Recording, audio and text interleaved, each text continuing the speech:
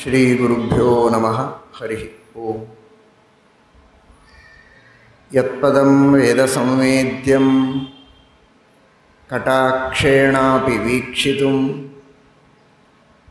ನ ಕ್ಷಮಂತೆ ವಿಮತಯಸ್ತಮುಪಾಸೇ ಶ್ರಿಯಃ ಪತಿಂ. ಮಯಿ ಸ್ಥಿತೋ ಮದಂಗೇಷು ಸ್ವತಂತ್ರೋ ವ್ಯಾಪ್ತವಾನ್ ಹರಿಃ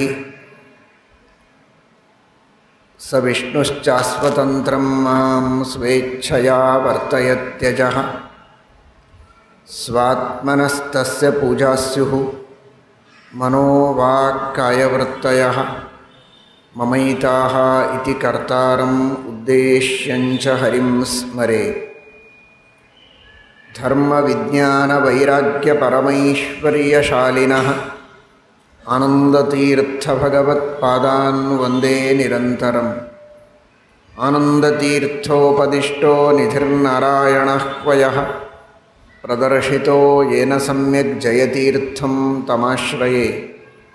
ಸತ್ಯಾಭಿಜ್ಞಕರಾಬ್ಜೋತ್ಥಾನ್ ಪಂಚಾಶದ್ವರ್ಷಪೂಜಕಾನ್ ಸತ್ಯಪ್ರಮೋದತೀರ್ಥಾರ್ಯಾನ್ ನೌಮಿನ್ಯಾಯ ಸುಧಾರತಾನ್.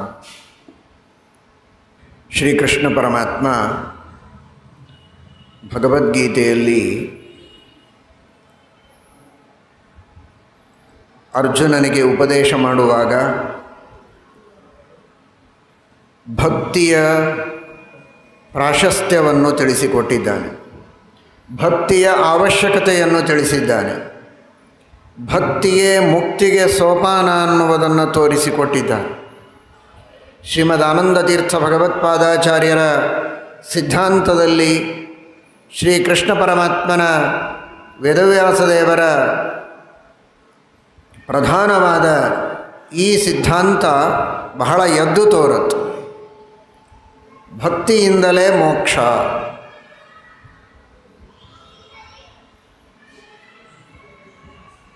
ಜ್ಞಾನದಿಂದ ಮೋಕ್ಷ ಅಂತ ಅನೇಕ ಕಡೆಗೆ ಉಂಟು, ಅದು ಸತ್ಯ. ಜ್ಞಾನೇನೈವ ಪರಂ ಪದಂ. ಆದರೆ ಜ್ಞಾನದಿಂದ ನೇರವಾಗಿ ಮೋಕ್ಷ ಅಲ್ಲ. ಜ್ಞಾನದಿಂದ ಭಕ್ತಿ, ಭಕ್ತಿಯಿಂದ ಭಗವಂತನ ಪ್ರಸಾದ, ಪ್ರಸಾದದಿಂದ ಮೋಕ್ಷ. ದೇವರೇನು ಅಂತ ತಿಳಿದರೆ ಸಾಲದು. ದೇವರೇನು ಅಂತ ತಿಳಿದ ಮೇಲೆ ಅಂತಹ ದೇವರಲ್ಲಿ ಪ್ರೀತಿಯನ್ನು ಮಾಡಬೇಕು, ಅದು ಭಕ್ತಿ.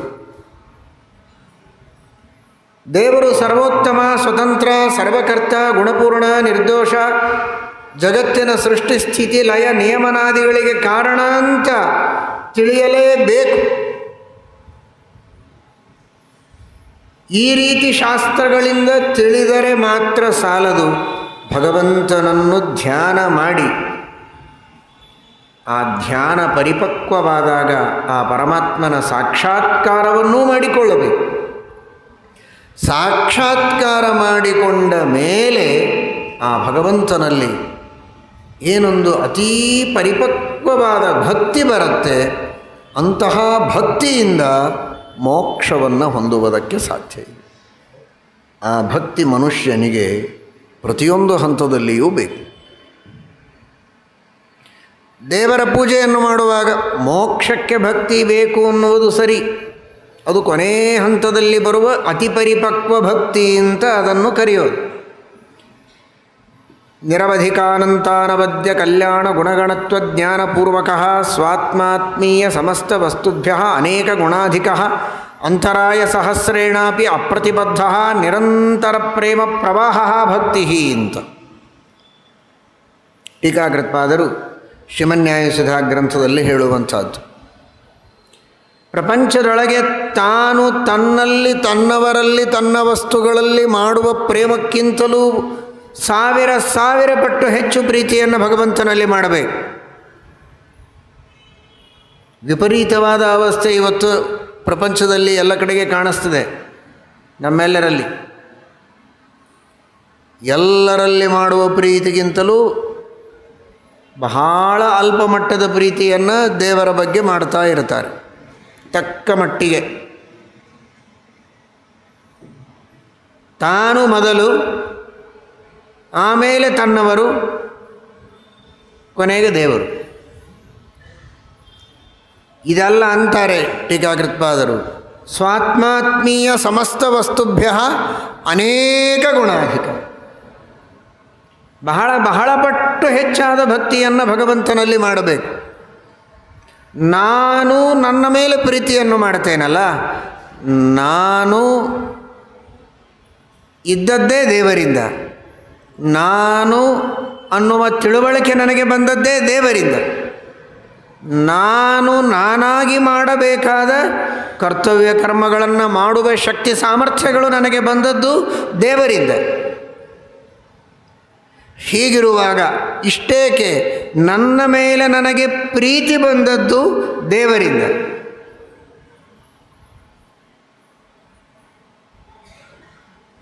ಹಾಗಾದರೆ ನಾವು ಯಾರ ಮೇಲೆ ಹೆಚ್ಚು ಪ್ರೀತಿ ಮಾಡಬೇಕು?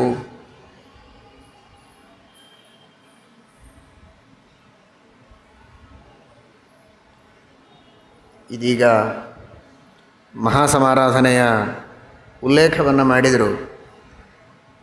ನಮ್ಮ ಗುರುಗಳು ತಮ್ಮ ಗುರುಗಳ ಸತ್ಯಾಭಿಜ್ಞ ತೀರ್ಥ ಶ್ರೀಪಾದಂಗಳವರ ಮಹಾಸಮಾರಾಧನೆಯನ್ನು ಇದೇ ಸ್ಥಳದಲ್ಲಿ ಬಹಳ ವೈಭವದಿಂದ ಆಚರಣೆ ಮಾಡಿದ್ದರು ಅಂತ.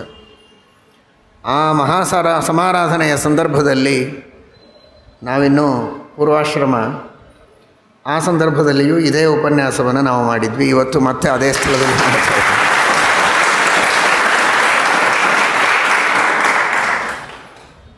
ಸಹಜವಾಗಿ ಕೂಡಿ ಬಂದಿದೆ ಕರ್ಮಧರ್ಮ ಸಂಯೋಗ. ನಾನು ನನ್ನ ಮೇಲೆ ಪ್ರೀತಿ ಮಾಡುವುದಕ್ಕೆ ಕಾರಣ ಏನು? ದೇವರು. ಸ್ವಾತ್ಮನೋಪಿ ಪ್ರಿಯತಾಂ ಹರಿಹಿ ಆಪಾದಯೇತ್. ದೇವರು ನನಗೆ ನಾನು ಬೇಕಾದವ ಅಂತ ಮಾಡಿದ್ದಕ್ಕೆ ನಾನು ನನಗೆ ಬೇಕಾದವನಾಗಿದ್ದೇನೆ. ನನಗೆ ನಾನೂ ಅಪ್ರಿಯನಾಗಬಹುದು. ಏನು ಹುಚ್ಚಾಪಟ್ಟೆ ಮಾತನಾಡ್ತೀರಾ? ನನಗೆ ನಾನು ಅಪ್ರಿಯನಾಗೋದು ಅಂದ್ರೇನು? ಬೇರೆ ಯಾರೋ ಪ್ರಿಯರಾಗ್ಬೋದು, ಅಪ್ರಿಯರಾಗ್ಬೋದು. ಒಂದು ವಸ್ತು ಇವತ್ತು ಬೇಕಾಗ್ಬೋದು, ನಾಳೆ ಬೇಡ ಆಗ್ಬೋದು, ಅದು ಬೇರೆ ವಿಷಯ. ಆದರೆ ಪ್ರತಿಯೊಬ್ಬ ವ್ಯಕ್ತಿಗೂ ತನಗೆ ತಾನು ಯಾವಾಗಲೂ ಬೇಕಾದವನೇ. ಶ್ರೀಮದಾಚಾರ್ಯರಂತಾರೆ, ನಿನಗೆ ನೀನು ಅಷ್ಟು ಬೇಕಾದವನ? ಹೌದು, ನನಗೆ ನಾನು ಬಹಳ ಬೇಕಾದವ. ನಿನಗೆ ನೀನು ಅಷ್ಟು ಬೇಕಾದವನಾಗಿದ್ದರೆ ನಿನಗೆ ದುಃಖ ಆಗುವ ಕೆಲಸವನ್ನು ನೀನು ಮಾಡಬಾರದಲ್ಲ. ಒಂದು ಮಗು, ಆ ಮಗುವಿನ ಮೇಲೆ ಬಹಳ ಪ್ರೀತಿ ಇದೆ ಅಂದರೆ ಏನರ್ಥ?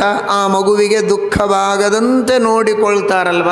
ಆ ಪ್ರೀತಿ ಇದ್ದ ಮೇಲೆ ತಂದೆ ತಾಯಿ ಅಥವಾ ಇನ್ನುಳಿದವರು ಯಾರೇ ಪ್ರೀತಿ ಮಾಡುವವರು, ಅಥವಾ ಆ ಮಗುವಿಗೇನಾದರೂ ಓಡುವಾಗ ಒಂದು ಸ್ವಲ್ಪ ಎಣ್ಣೆ ಚೆಲ್ಲಿ ಕೆಳಗೆ ಜಾರಿ ಬೀಳೋ ಹಾಗೆ ಮಾಡೋದು, ಅದು ಬಿದ್ದರೆ ಚಪ್ಪಾಳಿ ತಟ್ಟೋದು, ಇದೆಲ್ಲ ಮಾಡ್ತಾರಾ?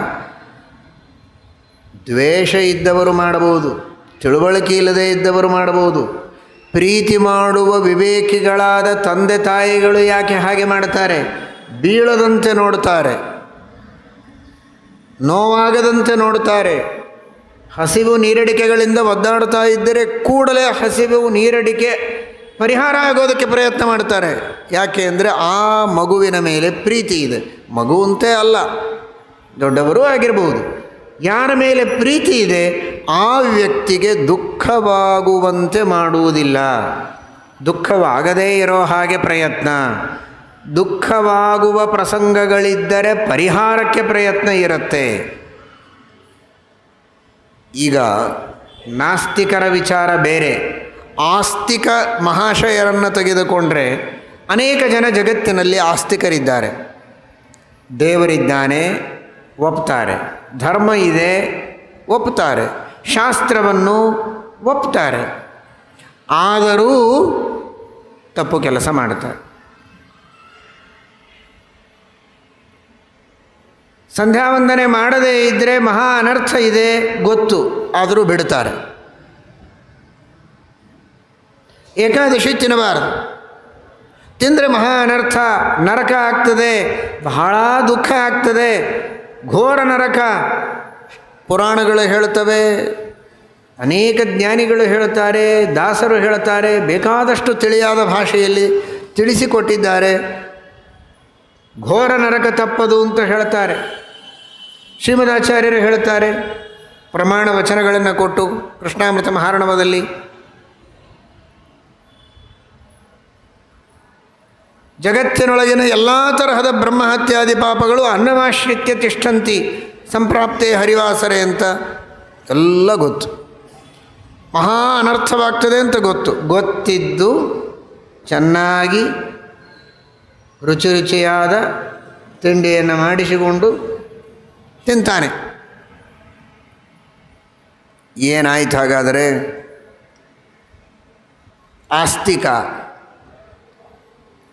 ಧರ್ಮ ಒಪ್ಪುವವ, ಶಾಸ್ತ್ರಗಳನ್ನು ನಂಬುವವ, ಈ ರೀತಿ ಮಾಡಿದರೆ ನರಕ ದುಃಖ ಗೊತ್ತು, ಹಾಗೆ ಮಾಡ್ತಾನೆ. ಅಂದರೆ ಏನು ಮಾಡಿಕೊಂಡ ಹಾಗಾಯಿತು? ರಿಸಲ್ಟ್ ಏನು? ತನಗೆ ದುಃಖವಾಗುವ ಕೆಲಸವನ್ನು ತಾನು ಮಾಡಿಕೊಳ್ತಾ ಇದ್ದಾನೆ ಅಂತ. ಮತ್ತು ನಿನ್ನ ಮೇಲೆ ನೀನೇನು ತಲೆ ಪ್ರೀತಿ ಮಾಡಿದಾಗಾಯಿತು. ಒಬ್ಬರ ಮೇಲೆ ಪ್ರೀತಿ ಮಾಡುವುದು ಅಂದರೆ ದುಃಖವಾಗದಂತೆ ಮಾಡುವುದಲ್ಲ. ನಿನ್ನ ಮೇಲೆ ನೀನು ಪ್ರೀತಿ ಮಾಡುವುದಾಗಿದ್ದರೆ ನಿನಗೆ ದುಃಖವಾಗದೇ ಇರೋ ಕೆಲಸ ಮಾತ್ರ ಮಾಡಬೇಕಲ್ವಾ? ನಿನಗೂ ದುಃಖವಾಗುವ ಕೆಲಸವನ್ನೇ ನೀನು ಮಾಡ್ತೀಯ ಅಂದರೆ ಅದೇನು ಪ್ರೀತಿ? ಯಾವ ಅರ್ಥದ ಪ್ರೀತಿ ಅದು? ನಿಜವಾಗಿ ನಿನ್ನನ್ನು ನೀನು ಪ್ರೀತಿ ಮಾಡಿಲ್ಲ ಅಂತ ಅರ್ಥ. ಹೌದಾ? ಹಾಗಾದರೆ ಯಾಕೆ ಹೀಗಾಯಿತು? ಅದು ಯಾಕೆ ಹಾಗಾಯಿತು ಅಂದರೆ ನಿನ್ನನ್ನು ನೀನು ಪ್ರೀತಿ ಮಾಡುವುದಕ್ಕೂ ನಿನಗೆ ಬರುವುದಿಲ್ಲ. ಅದನ್ನು ದೇವರು ಕೊಟ್ಟರೆ ನಿನಗೆ ಬರುತ್ತೆ, ಇಲ್ಲದೇ ಇದ್ದರೆ ಬರೋದಿಲ್ಲ. ಆದ್ದರಿಂದ ಭಗವಂತನ ಮೇಲೆ ನಾವು ಹೆಚ್ಚು ಪ್ರೀತಿ ಮಾಡಬೇಕು. ಯಾಕೆ ಅಂದರೆ ಅವನು ನನ್ನ ಮೇಲೆ ನನಗೆ ಪ್ರೀತಿ ಬರೋ ಹಾಗೆ ಮಾಡಿದ್ದಾನೆ. ತಕ್ಕ ಮಟ್ಟಿಗೆ ಕೆಲವೊಮ್ಮೆ ನಾನೂ ನನ್ನನ್ನು ಪ್ರೀತಿಸದಿರೋ ಪ್ರಸಂಗ ಬಂದೀತು. ಹಾಗೆ ಬರಬಾರದು. ಯಾವಾಗಲೂ ಧರ್ಮ ಮಾರ್ಗದಲ್ಲಿ ನಾನಿರಬೇಕು. ಶಾಸ್ತ್ರೋಕ್ತವಾದ ರೀತಿಯಲ್ಲಿ ದೇವರ ಪೂಜೆ, ಏಕಾದಶಿ, ಉಪವಾಸ, ಪರೋಪಕಾರ, ತಂದೆ ತಾಯಿಗಳ ಸೇವೆ, ಸಜ್ಜನರ ಸೇವೆ ಇವುಗಳನ್ನು ಮಾಡ್ತಾ, ಶಾಸ್ತ್ರಗಳ ಅಧ್ಯಯನವನ್ನು ಮಾಡ್ತಾ ಸತ್ಕರ್ಮಾನುಷ್ಠಾನದಲ್ಲಿ ನಾನು ಸಾಗಬೇಕು. ಹಾಗೆ ಸಾಗಿದರೆ ನಿಜವಾಗಿ ನನ್ನನ್ನು ನಾನು ಪ್ರೀತಿಸಿದಂತೆ. ಆ ತರಹದ ಪ್ರೀತಿಯನ್ನು ನನಗೆ ದೇವರು ಕೊಡಲಿ.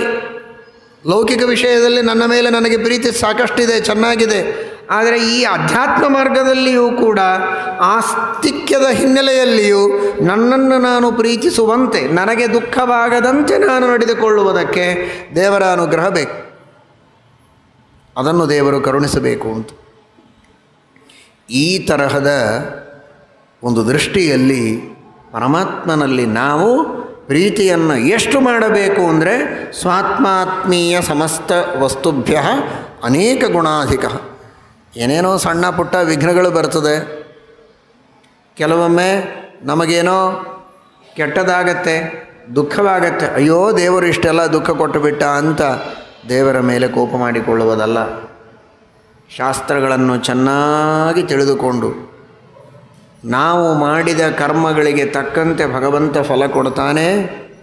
ನಾವು ಮಾಡಿದಂತಹ ಕರ್ಮಗಳಿಗೆ ತಕ್ಕಂತೆ ಫಲ ಕೊಡೋದೇ ಆದರೆ ನಿಜವಾಗಿ ಬಹಳವೇ ದುಃಖವನ್ನು ಇಷ್ಟೊತ್ತಿಗೆ ದೇವರು ನಮಗೆ ಕೊಡಬೇಕಾಗಿತ್ತು. ಆದರೂ ಕಹಿಯಾದ ಔಷಧವನ್ನೇ ಮಗುವಿಗೆ ಕೊಡುವುದು ಆರೋಗ್ಯಕ್ಕಾಗಿ ಅನಿವಾರ್ಯವಾಗಿದ್ದರೂ ಸ್ವಲ್ಪ ಔಷಧಿಯನ್ನು ಕೊಟ್ಟು ಮತ್ತೆ ಬೆಲ್ಲ ಸಕ್ಕರೆ ತಿಂಡಿ ಕೊಟ್ಟು ಮತ್ತೆ ಸ್ವಲ್ಪ ಔಷಧವನ್ನು ಕೊಟ್ಟು ಕಹಿ ಇದ್ದರೂ ಒಂದೇ ಸಲ ಆ ಕಹಿಯ ಅನುಭವ ಬರದಂತೆ ನಿಧಾನವಾಗಿ ತಾಯಿ ಮಗುವಿನ ಬಾಯಿಯಲ್ಲಿ ಔಷಧವನ್ನು ಇಳಿಸುವ ರೀತಿಯಲ್ಲಿ ನಮಗೆ ಮಾಡಿದ ತಪ್ಪಿಗೆ ಶಿಕ್ಷೆಯನ್ನು ಕೊಟ್ಟು ಇನ್ನೊಮ್ಮೆ ಇಂತಹ ತಪ್ಪು ಮಾಡಬಾರದೆಂಬ ಪ್ರಜ್ಞೆಯನ್ನು ಜಾಗರೂಕಗೊಳಿಸಿ ಈ ಸಂಸಾರದ ರೋಗವನ್ನು ಪರಿಹರಿಸಿ ಮೋಕ್ಷವೆಂಬ ಆರೋಗ್ಯವನ್ನು ತಂದುಕೊಡುವ ಕಾಳಜಿ ಪರಮಾತ್ಮನಿಗುಂಟು ಅನ್ನುವುದಕ್ಕೋಸ್ಕರ ಪರಮಾತ್ಮ ಏನು ಮಾಡ್ತಾನೆ? ನಮಗೆ ಮಧ್ಯದಲ್ಲಿ ಮಾಡಿದ ತಪ್ಪಿಗೆ ಶಿಕ್ಷೆಯನ್ನು ಕೊಡ್ತಾನೆ, ಔಷಧವನ್ನು ಕೊಡ್ತಾನೆ, ಕಹಿಯನ್ನು ಕೊಡ್ತಾನೆ. ಆದರೆ ಅಖಂಡವಾಗಿ ಕಹಿಯನ್ನೇ ಕೊಡೋದಿಲ್ಲ, ಮಧ್ಯದಲ್ಲಿ ಸ್ವಲ್ಪ ಸುಖ ಕೊಡ್ತಾನೆ. ಸುಖಸ್ಯಾನಂತರಂ ದುಃಖಂ ದುಃಖಸ್ಯಾನಂತರಂ ಸುಖಂ. ಮಧ್ಯದಲ್ಲಿ ಸುಖವನ್ನು ಜೋಡಿಸ್ತಾನೆ. ಸ್ವಲ್ಪ ಜೀರ್ಣಿಸಿಕೊಂಡ ಮೇಲೆ ಮತ್ತೆ ದುಃಖವನ್ನು ಕೊಡ್ತಾನೆ. ದುಃಖ ಕೊಡೋದು ಅನಿವಾರ್ಯ, ಆದರೆ ಬರೀ ದುಃಖ ಕೊಡೋದಿಲ್ಲ. ದುಃಖ ಕೊಡುವಾಗಲೂ ಪ್ರೀತಿಯಿಂದ ಕೊಡ್ತಾನೆ. ನ್ಯಾಯ ನಿಷ್ಠುರನೂ ಹೌದು, ಬರೀ ಪ್ರೀತಿಯನ್ನು ಮಾಡ್ತಾ ಇದ್ದರೆ, ಮೂಢವಾದ ಪ್ರೀತಿಯಾದರೆ ಮಕ್ಕಳು ಹಾಳಾಗ್ತಾರೆ. ಪ್ರೀತಿ ಮಾಡಬೇಕಾದದ್ದು ಎಷ್ಟು ಸತ್ಯವೋ ಅಷ್ಟೇ ತಪ್ಪು ಮಾಡಿದಾಗ ಶಿಕ್ಷೆ ಕೊಡಬೇಕಾದದ್ದು ವಾಸ್ತವ. ಹಾಗೆ ಭಗವಂತ ನಾವು ತಪ್ಪು ಮಾಡಿದಾಗ ಶಿಕ್ಷೆಯನ್ನೂ ಕೊಡ್ತಾನೆ, ಪುಣ್ಯ ಮಾಡಿದ್ದಕ್ಕೆ ಸುಖವನ್ನೂ ಕೊಡ್ತಾನೆ. ಆದರೂ ಪ್ರೀತಿಯಿಂದ ಸ್ವಲ್ಪ ಸ್ವಲ್ಪ ದುಃಖ ಕೊಟ್ಟರೆ ಸ್ವಲ್ಪ ಸ್ವಲ್ಪ ಸುಖವನ್ನು ಕೊಡ್ತಾ ಎರಡನ್ನೂ ಬ್ಯಾಲೆನ್ಸ್ ಮಾಡ್ತಾನೆ. ಇದು ದೇವರ ಕಾರುಣ್ಯ. ಒಂದು ಆಲೋಚನೆ ಮಾಡಿ, ಸುಖವೇ ನಮಗೆ ಹೆಚ್ಚು ಹೊತ್ತು ಇರೋದು. ಈಗ ಸುಖವಾಗಿದ್ದೇವೆ ತಾನೆ? ಬೆಳಗ್ಗೆಯಿಂದ ಎಲ್ಲರೂ ಸುಖವಾಗಿದ್ದೀರೋ ಇಲ್ವೋ? ಊಟ ಆಗಿದೆ, ನಿದ್ರೆ ಮಾಡಿದ್ದೀರಿ, ಇನ್ನು ಮುಂದೆ ನಿದ್ರೆ ಮಾಡೋ ತಯಾರಿಯೊಳಗಿದ್ದೀರಿ. ಕೆಲವರು ಈ ಪ್ರವಚನವನ್ನು ಅನಂತರ ಪಕ್ಕದಲ್ಲಿದ್ದವರಿಗೆ ಕೇಳಿ ತಿಳ್ಕೊಳ್ತೀರಿ, ಯಾಕೆಂದರೆ ಈಗಲೂ ನಿದ್ರೆಯಲ್ಲಿ ಇರುವವರು ಕೆಲವರು ಇರ್ಬೋದು. ಅಂತೂ ಅನೇಕ ಕ್ರಮಗಳಲ್ಲಿ ಸುಖವನ್ನು ಅನುಭವಿಸ್ತಾ ಇರ್ತಾನೆ ಮನುಷ್ಯ. ಯಾವಾಗೋ ದುಃಖ ಆಗತ್ತೆ, ಕೆಳಗೆ ಬೀಳುತ್ತಾನೆ, ಕಾಲಿಗೆ ಪೆಟ್ಟಾಯಿತು, ಕೈಗೆ ಪೆಟ್ಟಾಯಿತು, ಹೊಟ್ಟೆ ಕೆಟ್ಟಿದೆ, ಇನ್ನೇನೋ ತನ್ನ ಇಚ್ಛೆಗೆ ಬಂದಂತೆ ನಡೆಯಲಿಲ್ಲ ಅಂತ ಆಗಾಗ ದುಃಖಗಳಾಗತ್ತೆ. ಆದರೆ ಸರಿಯಾಗಿ ಲೆಕ್ಕ ಮಾಡಿ ನೋಡಿ, ಒಂದು ದಿನದ ಲೆಕ್ಕ ಮಾಡಿ, ಒಂದು 15 ದಿವಸ ಅಥವಾ ಒಂದು ತಿಂಗಳು, ಸುಖ ಎಷ್ಟು ಹೊತ್ತು, ದುಃಖ ಎಷ್ಟು ಹೊತ್ತು. ಮನುಷ್ಯ ಸುಖದ ಕಡೆಗೆ ಗಮನವೇ ಕೊಡುವುದಿಲ್ಲ, ದುಃಖದ ಕಡೆಗೆ ಗಮನ ಕೊಡ್ತಾನೆ. ಒಂದು ದಿವಸ ಏನೋ ವ್ಯತ್ಯಾಸ ಆಗಿದ್ದರೆ, ಏನು ದೇವರು ಹೀಗೆ ಮಾಡಿಬಿಟ್ಟ, ನಾನು ಯಾವಾಗಲೂ ಒಳ್ಳೆಯ ಕೆಲಸನೇ ಮಾಡ್ತೇನೆ, ಒಂದೂ ಕೆಟ್ಟ ಕೆಲಸ ಮಾಡೋದಿಲ್ಲ, ಹೀಗಿದ್ದರೂ ಕೂಡ ನನಗೆ ಯಾಕೆ ಹೀಗೆ ಮಾಡಬೇಕಾಗಿತ್ತು ಅಂತಂತಾನೆ. ಏನಾಗಿರ್ತದೆ? ಏನೋ ಒಂದು ದಿವಸ ಅನ್ನ ಹೊತ್ತಿರ್ತದೆ. 30 ದಿವಸದ ತಿಂಗಳು ಅಂತ ಲೆಕ್ಕ ತೊಗೊಂಡು ಹೇಳ್ತಾ ಇದ್ದೇನೆ. 30 ದಿವಸದೊಳಗೆ ಒಂದು ದಿವಸ ಅನ್ನ ಹೊತ್ತಿದರೆ ಇನ್ನು 29 ದಿವಸ ಒಳ್ಳೆ ಸುಗ್ರಾಸ ಭೋಜನ ಮಾಡಿದ್ದೆ, ಅದು ಮರ್ತು ಬಿಟ್ಟ್ಯಾ? 29 ದಿವಸ ದೇವರು ಸುಗ್ರಾಸ ಭೋಜನ ಕೊಟ್ಟ ಅಂತ ಬೇಡ, 27 ಅನ್ನಿ, 2 ಏಕಾದಶಿ ಬಿಡ್ರಿ, ಅದು ಮರ್ತು ಬಿಟ್ಟ. ಒಂದು ದಿವಸ ಅನ್ನ ಹೊತ್ತಿದ್ರೆ ಏನು ದೇವರಿಗೆ ನೈವೇದ್ಯ ಮಾಡಿ ದೇವರ ಪೂಜೆ ಮಾಡಿ ಇಷ್ಟೆಲ್ಲ ಕಷ್ಟಪಟ್ಟರು, ಕೊನೆಗೆ ನಾನು ಹಣೆ ಬರ ಇಷ್ಟೇ ಆಯಿತು ಅಂದರೆ? ಉದಾಹರಣೆಗೆ ಹೇಳಿದೆ, ಅದು ಒಂದು ದಿವಸ ಹೊತ್ತಿರಬೇಕು ಅಂತೂ ಇಲ್ಲ. ಒಂದು ಮುಳ್ಳು ನಟ್ರೆ ಯಾಕೆ ದೇವರು ಹೀಗೆ ಮಾಡಬೇಕಾಗಿತ್ತು ಅಂತ ದಿವಸಾನೂ ಸುಖವಾಗಿ ಹೋಗಿ ಬರ್ತೀಯಲ್ಲ. ಯಾವತ್ತೋ ಒಂದು ದಿವಸ ಮುಳ್ಳು ನಟ್ಟಿದೆ, ಮುಳ್ಳು ಚುಚ್ಚದೆ ಓಡಾಡಿದ್ದು ಎಷ್ಟು ದಿವಸ? ಅದನ್ನು ಮರೆತು ದೇವರ ಉಪಕಾರವನ್ನು ಒಂದು ದಿವಸ ಮುಳ್ಳು ಚುಚ್ಚಿದ್ದೇ ದೊಡ್ಡದಾಯಿತಾ? ಹೋಗಲಿ, ಚುಚ್ಚಿದ್ದು ಕೂಡ ಭೀಷ್ಮಾಚಾರ್ಯರಿಗೆ ಚುಚ್ಚಿದಂತೆ ರೋಮಗಳಿಗೆ ಬಾಣ ಚುಚ್ಚಿದ ಹಾಗೆ ಮೈಯೆಲ್ಲ ಮುಳ್ಳು ಚುಚ್ಚಿದೆಯಾ? ಹಾಗೆ ನಮಗೆ ಮುಳ್ಳು ಚುಚ್ಚಿತ್ರಿ ಒಂದು ದಿವಸ ಅಂತ ಒಬ್ಬರು ಇಲ್ಲಿ ಹೇಳ್ರಿ, ಇಲ್ಲೇ ಕೃಷ್ಣಾರ್ಪಣ ಮುಗಿಸೇ ಬಿಡ್ತೀನಿ ಪ್ರವಚನ. ಅಭಿನವ ಭೀಷ್ಮಾಚಾರ್ಯರು ನೀವೇ. ಯಾರಿದ್ದೀರಿ? ನೀವು ಇಲ್ಲ, ನಾವು ಇಲ್ಲ. ಯಾವತ್ತೋ ಎಲ್ಲಿಯೋ ಒಂದು ಚುಚ್ಚಿರ್ತದೆ.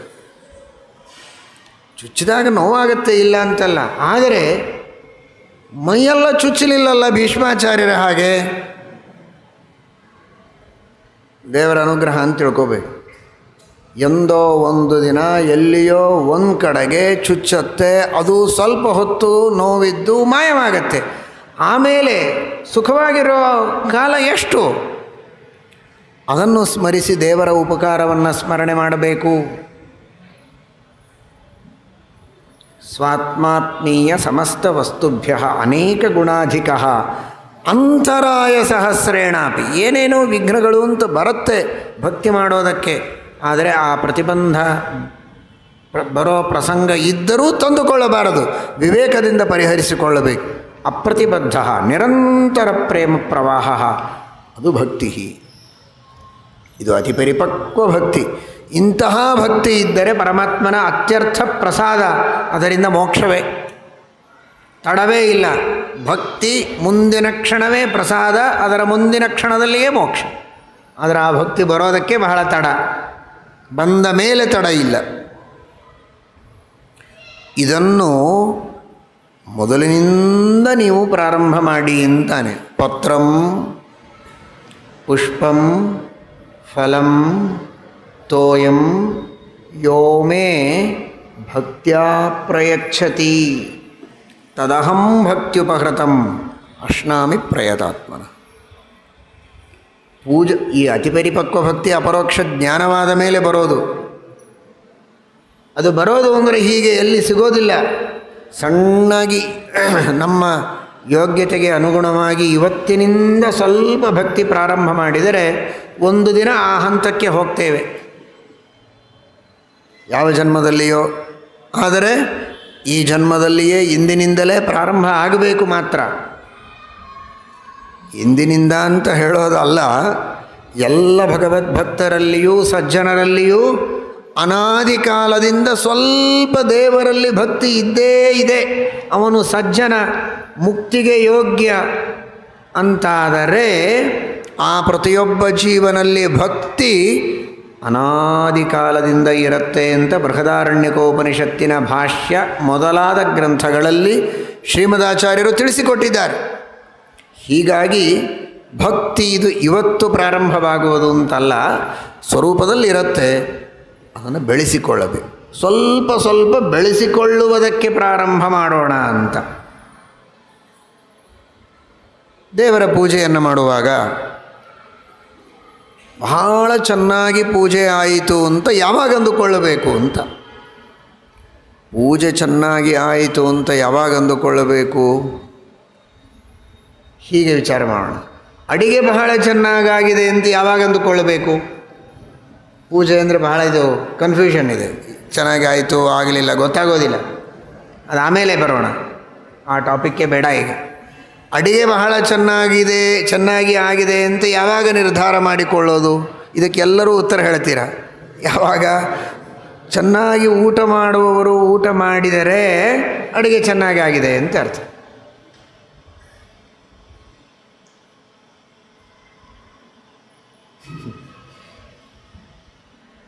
ಒಬ್ಬರು ಕೇಳ್ತಾ ಇದ್ರಂತೆ,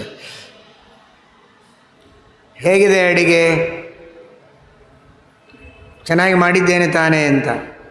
ಹೇಗಿದೆ ನನ್ನ ಕೌಶಲ ಅಂತ. ನಿಮ್ಮ ಕೌಶಲಕ್ಕಿಂತಲೂ ಕಟ್ಟಿಗೆಗಳ ಕೌಶಲ ಬಹಳ ಆಗಿದೆ ಅಂತ, ಹೊಚ್ಚೋಗಿದೆ ಅಂತ ಅರ್ಥ.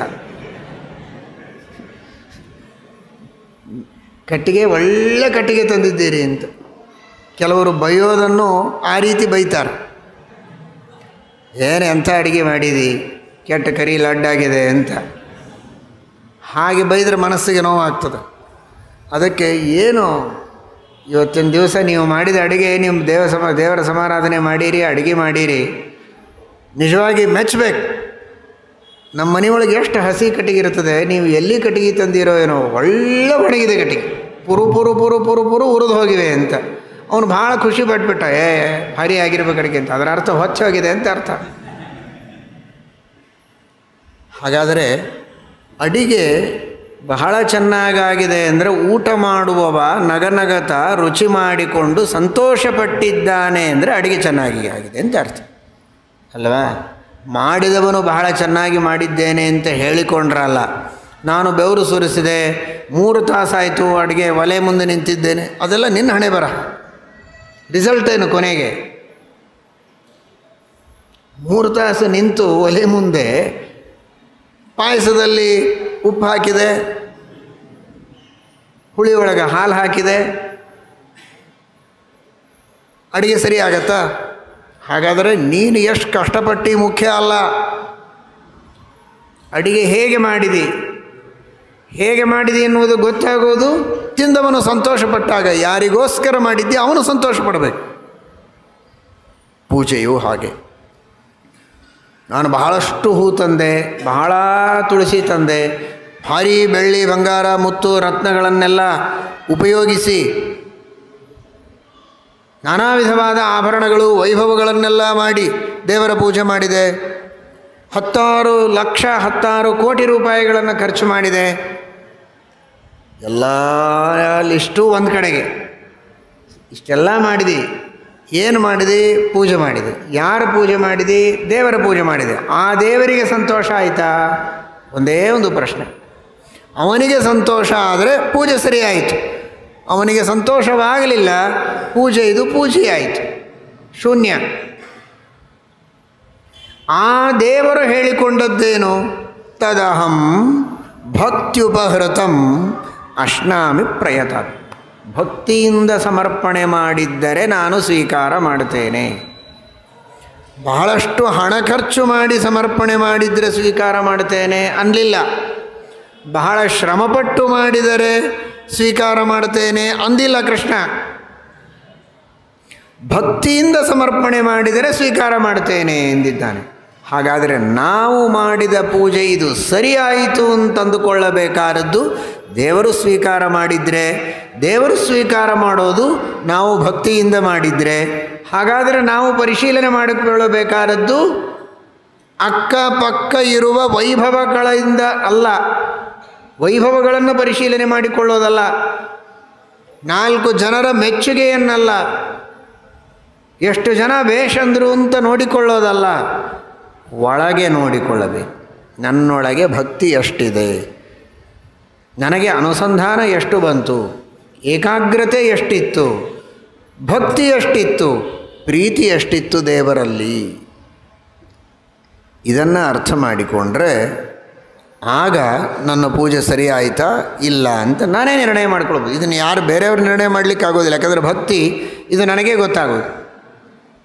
ಜನಗಳಿಗೆ ಕಾಣಿಸುವುದು ಮೈ, ಮನಸ್ಸಲ್ಲ. ಮೈ ಮಾತ್ರ ಕಾಣಿಸ್ತದೆ. ಆ ಮೈಯನ್ನು ಮಾತ್ರ ತೋರಿಸಿ ಮೇ ಮೇ ಮೇ ಅಂತ ನನ್ನದು ನನ್ನದು ಅಂತ ನಾನು ಅಹಂಕಾರ ಪಡಬಹುದು 4 ಜನರ ಮುಂದೆ. ಪಾಪ ಸುಮ್ಮನೆ ಇರ್ತಾರೆ ಅವರು, ಹೌದು ಭಾರಿ ಇದ್ದಾನಪ್ಪ ಇವನು ಅಂತ. ಆದರೆ ಮನಸ್ಸು ಕಾಣಿಸುವುದಿಲ್ಲ. ಮನಸ್ಸು ನನಗೇ ಗೊತ್ತಾಗೋದು, ನಾನೇ ಅಳೆದುಕೊಳ್ಳಬೇಕು ನಿಜವಾಗಿ ನಾನು ಭಕ್ತಿಯಿಂದ ಮಾಡಿದ್ದೇನಾ ಮಾಡಿಲ್ವಾ ಅಂತ. ಹಾಗಾದರೆ ಆ ಭಕ್ತಿ ಇದು ಮಾನದಂಡ.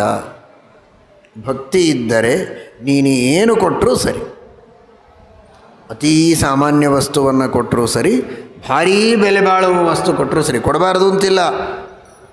ಬಂಗಾರ, ಬೆಳ್ಳಿ, ಮುತ್ತು, ರತ್ನ, ವಜ್ರ ಇವುಗಳನ್ನು ಅವಶ್ಯವಾಗಿ ಯೋಗ್ಯತೆ ಇದ್ದವರು ಸಮರ್ಪಣೆ ಮಾಡಬಹುದು ದೇವರಿಗೆ. ಆದರೆ ಭಕ್ತಿಯಿಂದ ಮಾಡು. ಆ ಯೋಗ್ಯತೆ ಇಲ್ಲ, ಯೋಗ್ಯತೆಯೇ ಸ್ವಲ್ಪ, ಹಣವೂ ಸ್ವಲ್ಪ ಇದೆ. ಹಾಗಾದರೆ ಪತ್ರಂ ಪುಷ್ಪಂ ಫಲಂ ತೋಯಂ, ಪತ್ರವನ್ನು ಸಮರ್ಪಣೆ ಮಾಡು. ಏನು ಪತ್ರ?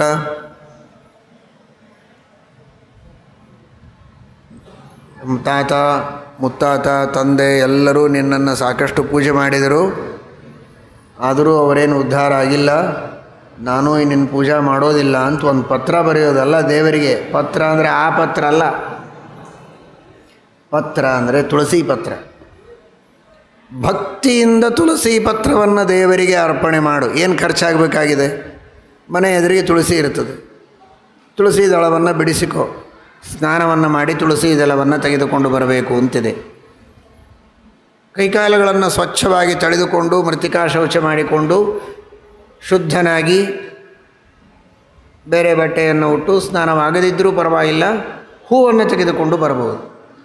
ಆದರೆ ತುಳಸಿಯನ್ನು ತೆಗೆದುಕೊಂಡು ಬರಬೇಕಾಗಿದ್ದರೆ ಸ್ನಾನವಾಗಿರಬೇಕು. ಸ್ನಾನ ಮಾಡಿ ತುಳಸಿಯನ್ನು ತೆಗೆದುಕೊಂಡು ಬಂದು ಮತ್ತೆ ಸ್ನಾನ ಮಾಡಿ ಪೂಜೆ ಮಾಡಬೇಕು. ಶುದ್ಧವಾದ ಮಡಿಯಲ್ಲಿ ಮಾಡುವುದು. ಅಂತಹ ತುಳಸಿ ಪತ್ರ ಇದು ಶ್ರೇಷ್ಠವಾದ ಪತ್ರ. ಇಂತಹ ಕೆಲವು ಪತ್ರಗಳನ್ನು ಶಾಸ್ತ್ರದಲ್ಲಿ ವಿಧಾನ ಮಾಡಿದ್ದಾರೆ. ಪರಮಾತ್ಮನ ಪೂಜೆಗಾಗಿ ವಿಹಿತವಾದ ಅನೇಕ ಪತ್ರಗಳಿವೆ. ಪ್ರಧಾನವಾದದ್ದು ತುಳಸಿ ಪತ್ರ, ಆನಂತರ ಬಿಲ್ವಪತ್ರಾದಿಗಳು. ಅಂತಹ ಶಾಸ್ತ್ರದಲ್ಲಿ ವಿಹಿತವಾದ ಪತ್ರಗಳು ಅಂತೇನಿವೆ, ಎಲೆಗಳು, ನಿಷಿದ್ಧವಾದ ಎಲೆಗಳಲ್ಲ. ಶ್ರೀಮದಾಚಾರ್ಯರು ಇದೇ ಶ್ಲೋಕಕ್ಕೆ ಭಾಷ್ಯದಲ್ಲಿ, ಗೀತಾ ಭಾಷ್ಯದಲ್ಲಿ ವ್ಯಾಖ್ಯಾನ ಮಾಡ್ತಾರೆ. ನತು ಅವಿಹಿತ ಪತ್ರಾದಿ ತಸ್ಯ ಅಪರಾಧತ್ವೋಕ್ತೇ ವಾರಾಹಾದೌ. ನಿಷಿದ್ಧವಾದ ಎಲೆಗಳನ್ನು ದೇವರಿಗೆ ಸಮರ್ಪಣೆ ಮಾಡುವಂತಲ್ಲ. ದೇವರಿಗೆ ಯಾವುದರಿಂದಲೂ ಏನಾಗುವುದಿಲ್ಲ, ಅವನು ನಿರ್ಲಿಪ್ತ. ಆದರೆ ಯಾವ ಪತ್ರಗಳ ಸಮರ್ಪಣೆಯನ್ನು ಮಾಡಬಾರದು ಅಂತ ನಿಷೇಧ ಮಾಡಿದ್ದಾನೆ ಪರಮಾತ್ಮ ತಾನೇ ವರಾಹ ಪುರಾಣಾದಿಗಳಲ್ಲಿ. ಅಂತಹ ಪತ್ರಗಳ ಸಮರ್ಪಣೆಯನ್ನು ಮಾಡಿದರೆ ಭಗವಂತ ಸ್ವೀಕಾರ ಮಾಡುವುದಿಲ್ಲ, ಅದರಿಂದ ನಮಗೆ ಕ್ಷೇಮವಾಗುವುದಿಲ್ಲ. ಅದಕ್ಕಾಗಿ ಶಾಸ್ತ್ರವಿಹಿತವಾದಂತಹ ತುಳಸಿ ಪತ್ರಾದಿಗಳನ್ನೇ ಪರಮಾತ್ಮನಿಗೆ ಅರ್ಪಣೆ ಮಾಡಬೇಕು, ಆದರೆ ಭಕ್ತಿಯಿಂದ ಮಾಡಬೇಕು. ಪುಷ್ಪಂ, ವಿಹಿತವಾದಂತಹ ಪುಷ್ಪಗಳನ್ನು, ಆ ಪುಷ್ಪಗಳ ಅಭಿಮಾನಿ ದೇವತೆಗಳು ಅಂತರ್ಯಾಮಿಯಾದ ಪರಮಾತ್ಮನನ್ನು ಚಿಂತನೆ ಮಾಡುತ್ತಾ ಆ ಪುಷ್ಪಗಳನ್ನು ಭಕ್ತಿಯಿಂದ ಪರಮಾತ್ಮನಿಗೆ ಅರ್ಪಿಸು. ಸಂಪಿಗೆ ಹೂವಿದೆ, ಮಲ್ಲಿಗೆ ಹೂವು, ಪಾರಿಜಾತ ಪುಷ್ಪ, ಇಂತಹ ಅನೇಕ ಶ್ರೇಷ್ಠವಾದಂತಹ ಪುಷ್ಪಗಳನ್ನೆಲ್ಲ ಶಾಸ್ತ್ರಗಳಲ್ಲಿ ಹೇಳ್ತಾರೆ. ಮಹಾಭಾರತಾದಿಗಳಲ್ಲಿಯೂ ಬರುತ್ತೆ, ದೇವರಿಗೆ ಅರ್ಪಣೆ ಮಾಡಬಹುದಾದ ಪುಷ್ಪಗಳು ಯಾವುದು ಅಂತ ಮಹಾಭಾರತದಲ್ಲಿಯೂ ಹೇಳ್ತಾರೆ. ಅಂತಹ ಅನೇಕ ಪುಷ್ಪಗಳನ್ನು, ವಿಹಿತವಾದ ಪುಷ್ಪಗಳನ್ನು ದೇವರಿಗೆ ಅರ್ಪಿಸಬೇಕು. ವಿಹಿತವಾದ ಫಲಗಳು, ಶುದ್ಧವಾದಂತಹ ನೀರು,